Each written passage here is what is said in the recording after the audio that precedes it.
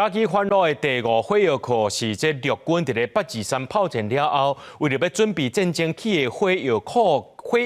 建筑群，2016年军方把这物件清空了后，为了要活化这建筑物，县政府配合着各项会地横创新计划，举办连续7天的技术展览，邀请中部甲环路乡亲用技术共创方式，就大家做伙来看这个神秘的军事设施。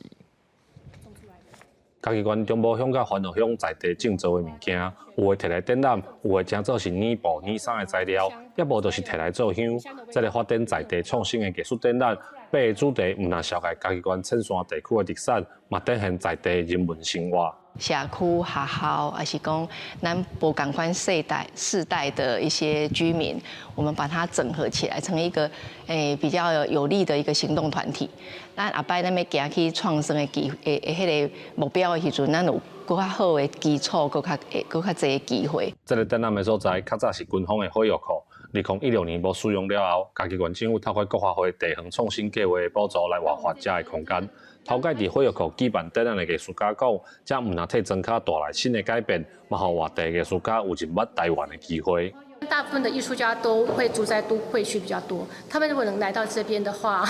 他們可以享受到很多他們不知道的台灣，重新學習台灣早期的在地的一些智慧。後邊還有40幾座迄個彈藥庫吼，我嘛希望講，阮今日的這個活動會當互公所會有一個新的想法。